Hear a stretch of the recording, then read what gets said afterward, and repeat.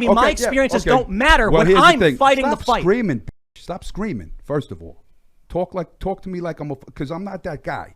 Yeah, you are. You actually are, dude. Yeah. You are that guy. I'm not that guy to scream at, bitch. You want to get up? Huh? All right. You screaming at, bitch. Let's calm down. You gotta cut it, man. You think you can... I'm not that guy.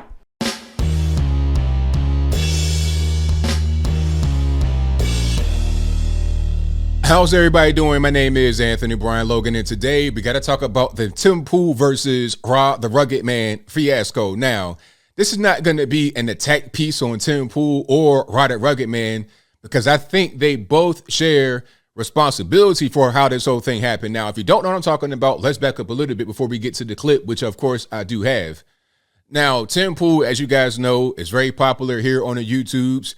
He got a lot of fame for doing on-the-field reporting. He does a lot of news commentary similar to what I do, and I watch his stuff sometimes. I think he's a pretty good YouTuber, so shout out to Tim Pool. And Rod the Rugged Man has been around for a long time. He is a rapper from New York, a white guy. Now, these guys had a podcast together that was, 2.5, 3 hours long, and toward the end, there's a clip of them almost getting into what appeared to be a fist fight, and that's pretty much gone viral. Now, before we start, I just want to say that these guys have reconciled. They've apologized to each other on the podcast, off the podcast. So there's no beef between them, but we're going to watch this because I need to let you guys know how to conflict resolve and also how to avoid conflict to begin with. So let's roll the clip, shall we? The black community does have a knee on its neck more than the white community in America. That's a fact. So let me. I want to explain something. That's not disparaging. That's a fact. The black community has way more struggles, way more problems in the community due to systemic racism, which is real, and the military, the penitentiary system, and the militarized police, and all of that. It's a different. I want to explain something. Now, Rod the Rugged Man, the guy in the green, he was pretty much like that all night from what I'm hearing. I've not seen the entire 3-hour podcast, but I've seen more than this clip. And he was like that, this leftist kind of guy. That's just what it was. And here's Tim Pool with his response. Something in a little more detail that we were talking about in the show that I think didn't get fleshed out enough. So, and I'll preface it by saying I do not believe I face more discrimination than black people in this country. Yeah. What I can tell you is one of the difficulties in my life is people who grow up in a white suburb. Everybody's white. I go there, I'm not white. I don't believe that. Well, so you're wrong, but let me explain. I don't believe that. I think somebody might. You just said on the last show that some people mistaked you for Mexican. That was your biggest I'm not thing. One of them, dude. This is the life I've lived. Yeah, you're fine. I'm not. So I think throughout this whole thing, Tim Pool was trying to explain to Rod the Rugged Man, hey, I'm not really white here. I think he's like Asian or something mixed with white. So he's not quite one of them. So it doesn't really fit in. And then Rod the Rugged Man was like, well, you're white, so it don't matter. Your struggle doesn't really matter. And he was trying to downplay what Tim Pool was saying to him. So I guess Tim Pool didn't like that too much. And that probably added into the tension that was underlying here. I'm not saying that I've got a boot on my neck. I'm saying you need to understand that there are people who have redneck area. If we go up to the truck stop up the block, nobody's looking at you like, get that guy. I didn't say they were. Yeah, but what I'm saying is if you put somebody else in there, they're looking at you funny. You're good. You go to the airport, they're not pulling you over because they No. That's bullshit. They pull you over? Yes. Because you look like... See, here's where it went downhill, because now Tim Pool's screaming. He's yelling and cussing. You don't do that. When you're having a debate and you want to keep things cordial, you don't start yelling and cussing. That's a big mistake, because with men...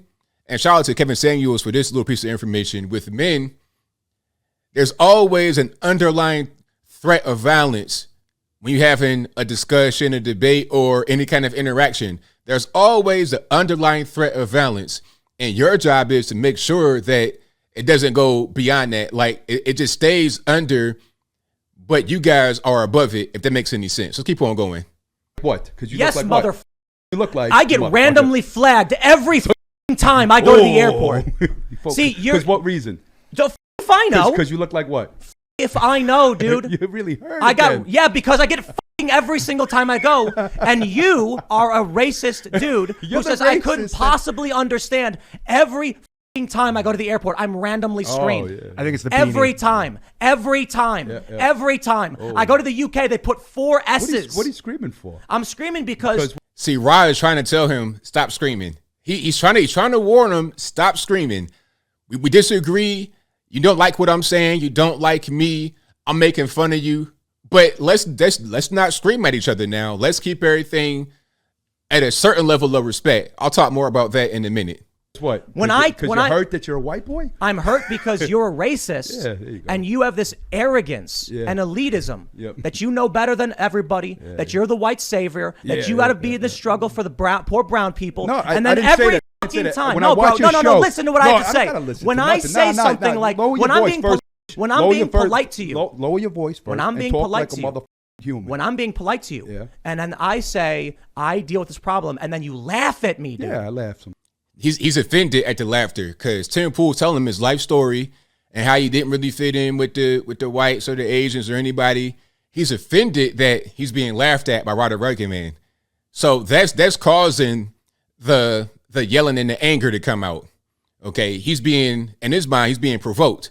That's what he feels. But he needs to rise above it, and he's not able to do that, unfortunately. You're a racist. Yep, no, it's not racist. Yes, Because when it we're is, talking dude. about systematic racism in America, and then you go, my struggle is this, to discredit the struggle of the black man and the black When woman. did I- when that's did- what you I that's what you literally do. just said But they have every it time worse we than I talk- do. I but literally we- just said yeah, they have I it know, worse I than know. I That do. was the facade. you're just, that bro. was the facade to not take away Facade? from the struggle. Yes, it was like, yeah. Admitting outright, saying straight up, bro. And your Jesse Smollett hoax. You Oh, made up this whole please, story dude. about white supremacists coming to your house and saying, "Oh, the mixed couple," and throwing racist pamphlets at you, and you made up a whole Jesse Smollett thing. You know, I've been and noticing- that's the takeaway from the struggle of the black man. It seems like we're blending between No, you're a generalizations. racist prick. Here's my hour-long documentary about See, again, with the name calling, you can't do that. You know, there's certain little unwritten, I guess you would say, codes and with men. The cussing and the name calling and yelling in the voice, that's all kind of like you're posturing for a fight. That's just kind of what it is. People could say it's right, wrong, or whatever. Sticks and stones, I get it. But this is just reality of the world in which we live. Okay? And if you take my advice, I guarantee you have a much better experience in your life. the black struggle in Ferguson. Oh yeah, great. Yeah. Yeah. Oh, great. $100,000 budget. James Baldwin interviews with people on the ground to talk about what they've been through, and you have the nerve to come up to me and tell me my experiences don't matter when here's the I'm thing. fighting Stop the fight. Screaming, bitch. Stop screaming. First of all, talk to me like I'm because I'm not that guy. Yeah, Talk you are. normal. You I'm not are. that You guy. actually. So here is Roddy Rugged Man's last warning. I'm not that guy. Now, what he means when he says that is, I'm not the guy you could just talk to or any kind of way and I won't do anything. I'll fight you. That's what he's saying. He's saying, don't scream at me again or we're going to fight. Tim Pool may not really be able to understand what he's trying to say. He may not really get it. He's saying maybe you are that guy as far as being racist and denying my experience. So when he says you are that guy to Roddy Rugged Man, that's like, oh, you trying to say I'm soft? That you could just say whatever you want and do whatever you want and I'm going to take it? No, sir. Actually are, dude. You are that No, guy. I'm talking about. I'm not that guy to scream at. You want to get up? All right, Huh? Screaming at. let's calm down. gotta Cut it, man. You think you I'm could? talking. I'm not that guy. You don't disrespect me. What did you do to me?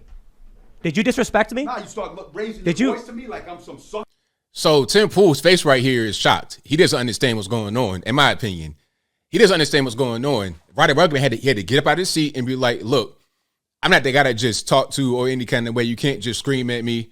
So that's what I'm trying to say. And from this moment on, there was no more screaming. There's about a good 20 more minutes in this clip.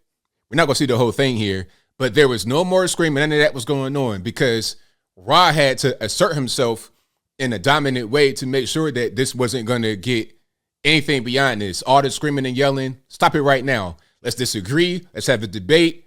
Great, but none of this fighting language and posturing. Did you laugh at? Yeah, laugh. You disrespect me? I was nice to you, bro. I was being nice. You start raising your voice to me like I'm your son. You raised your voice to me? Bro, I I said raised my voice I to respected nobody. you. You wouldn't shut I the appreciated up with that you. raising your voice. I stopped when you told me to. You said lower your voice, so I lowered my voice. I told you I respected you coming. It was a good show. His heart is beating through his chest right now because he didn't expect this. He wasn't prepared. But see, I'll stop it right here. I'll put this whole clip in the box, and I'll try to find the full podcast for you guys. I believe it's on Tim Pool's membership site on timcast.com, if I'm not mistaken. But you get the general gist of what's going on. Now, this is a lesson in conflict resolution and also conflict prevention. Okay, if there's a debate, and I've been in so many debates, I love debating personally, but I always respect my opponent, always. That's why if you guys watch my live show, I'm like, sir, sir, sir. If they cut me off, if they screaming and hollering, like no cussing, sir, you can't cuss on the show. No, I always say sir, because that's a level of respect right there. You know, my father taught me that. He was like, you always refer to a male as sir, female as ma'am, always. That's just respect right there. So you come into the conversation with respect and you maintain that respect throughout. And if you can't get respect from the other person, you got to be able to figure out a way to solve it. And the best way for me is, like, I was reading that Rod the Rugged Man had been calling Tim Pool the B word throughout the entire thing, not raising his voice and getting into a fighting posture, but the B word could be considered fighting words. So if I'm Tim Pool, I have the responsibility to check it right there. I got to say, you know what? All right, we can have a debate, we can disagree, but let's not use any kind of, any foul language toward each other and the B word and whatnot.